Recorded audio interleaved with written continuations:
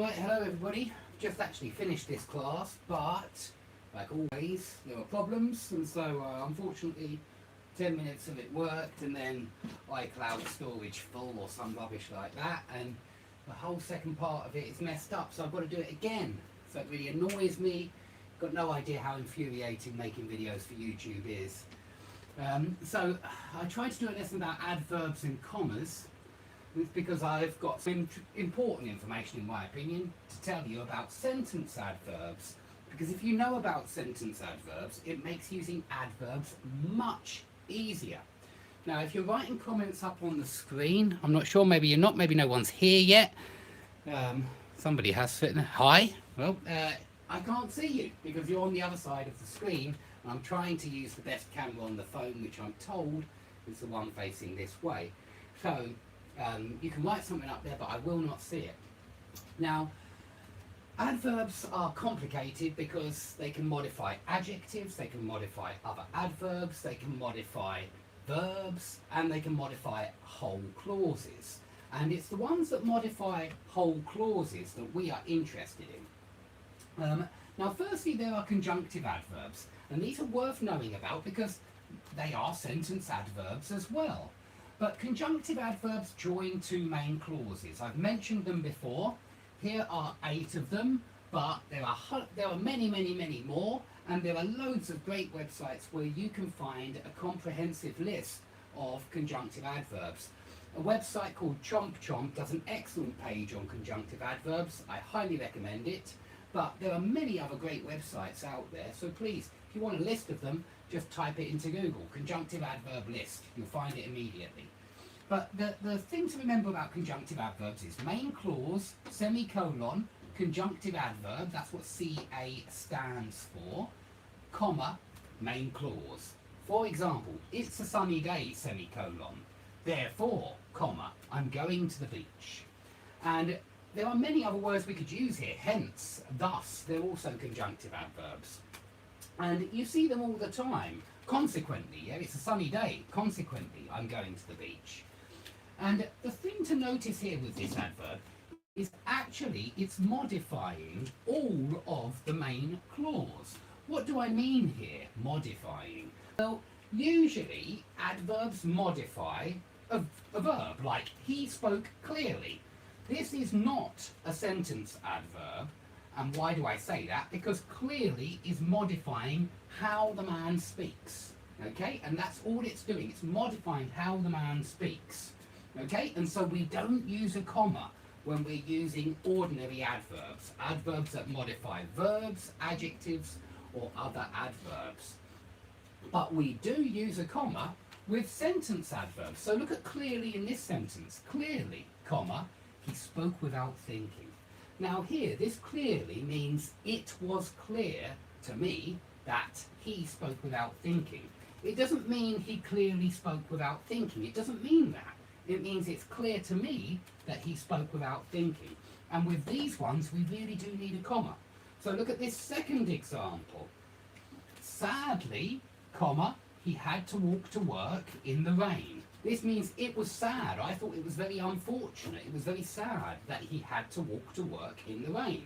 But if I say he walked sadly into the office in the rain, that means that the way he was walking was sad. It was a sad walk as he went in. He was sad in this one, but in this one, I am sad that he had to walk to work in the rain.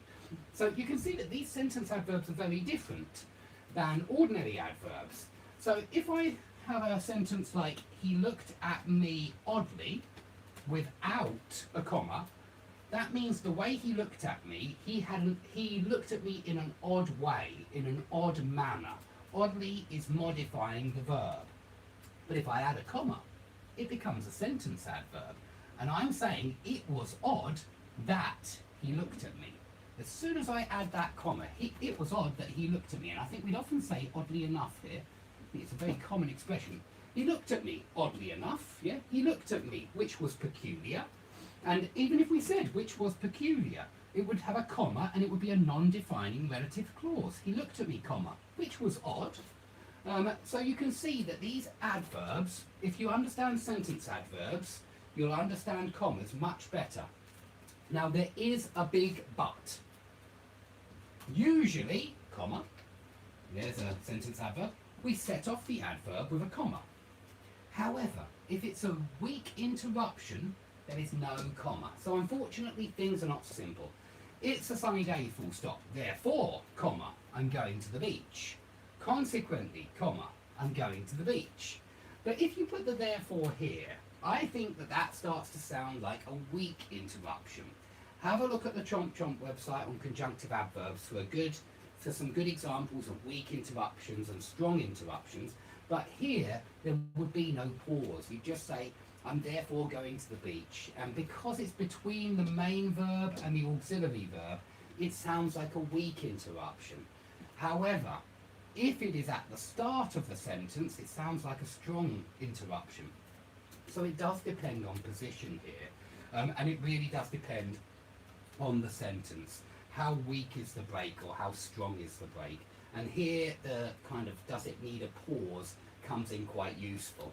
But generally speaking, I hate that explanation for any commas, and that's why I'm not that keen on this particular idea. But it's true, it is true that if there is a weak interruption, you wouldn't have the comma, but if there's a strong interruption, you would have the comma.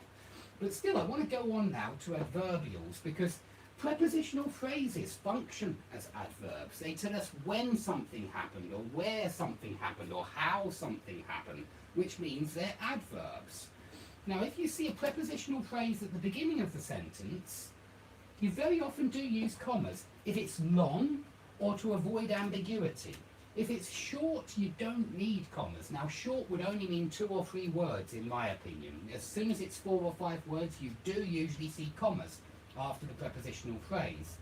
So, at the end of my road, comma, a man was standing on the corner. I would always put a comma in there after the prepositional phrase and before the main clause, okay? But in some sentences, like in May or in 2000, you don't need to put the comma there because it's so short. So in 2000, but you might do in some sentences. So in May, I'll finish the academic year. That probably wouldn't have a comma. But if you have something like in 2000, accidents were on the rise, I would use a comma because you don't want to say in 2000 accidents. And the comma stops that confusion. It stops this ambiguity. So you are trying to get rid of ambiguity still. But in the middle or end of the sentence with a prepositional phrase, you don't usually have the comma. That's why at the end of my road, comma, a man was standing on the corner. This tells you where the man was standing. It's an adverbial phrase explaining where he was standing, and so I wouldn't break that off with a comma. Otherwise, it starts to sound like a sentence adverb, because sentence adverbials, yes, they do need commas. So the prepositional phrase on the one hand, on the other hand, it's a sentence adverb. It's giving you your opinion about the flat, yeah? On the one hand, comma, the flat was comfortable. On the other hand, comma, it had very little furniture. And you could also say, unfortunately, comma, the flat was comfortable, but luckily enough, comma, it had, oh no, sorry, it's also bad. I don't seem to, yeah, okay, fortunately, comma, the flat was comfortable. Unfortunately, comma, it had very little furniture. So you can see how, fortunately and unfortunately, they're very common sentence adverbs. Please do look online again for a list of sentence adverbs. Sometimes some adverbs are sentence adverbs in some situations and not sentence adverbs in other situations. But some adverbial phrases like on the one hand, on the other hand, I think you nearly always see those with commas, and it's because they're sentence adverbs. Now also a second thing to remember, which I think is very, very useful, is with lists of prepositional phrases which can be joined by the word and. In other words, they're prepositional phrases in series. You do use commas. That's why I put yes. Here are my examples. He agreed to meet me tomorrow, comma, after meeting his boss. That's an adverbial phrase, and that's an adverbial phrase. Both of them are telling you when he agreed to meet, and you can put an and here. He agreed to meet me tomorrow, and he agreed to meet me after meeting his boss. Yeah, this is tomorrow and after meeting his boss. That's why we've got the comma there. Now, if this reminds you of coordinate adjectives, it should do, because it's the same thing. Coordinate adjectives, when you can put an and between the two adjectives, then you need a comma. So if you want to say a large black house, then you would need a comma. It's large and it's black. It's black and it's large. Okay? But if you can't put the and in there, then it's not a series of adverbial phrases. So if you can't put the and in there, no comma. And I've got another example here. He agreed to meet me at my office, comma, without his colleagues. That would definitely have a comma as well, because it's at my office with colleagues. Road. You're not saying at the end and of the road. It's not a listing series. It's a complete unit. It's a complete adverbial phrase, and it's all modifying where he met. So you don't have any comma in the bottom one. Now, I hope you can see that bottom.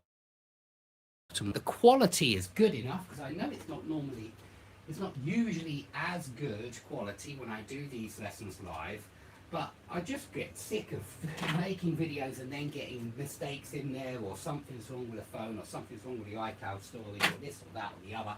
And so I had to do it like this. I have actually got the first 10 minutes of this in good quality, but the last 10 minutes got lost. So if you have any questions about this, I know it's complicated, but I hope that this idea of and will really help you, because it really is for lists of prepositional phrases where you might have a comma, but when it's not a list, this is not a list. At the end, it's two elements, whereas at my office, without his colleagues, that's a list of two elements, and tomorrow, after meeting his boss, that's a list of two elements. So that really helps me, anyway, decide if I need a comma or not. And the same with sentence adverbs. If I think of it as an adverb that models and how you view the whole clause, it's clear to me that he spoke without thinking. It's sad for me that he had to walk to work in the rain. Then you'll need the comma. Adverb is just modifying the way he looked. Don't use a comma. He looked at me in a peculiar way. He looked at me oddly. And of course, he looked at me in a peculiar way. That would have no comma, even though you've got at me in a peculiar way. No comma. He looked at me in a peculiar way. Okay? So I hope that's all clear. If there's any questions, please put them under the video.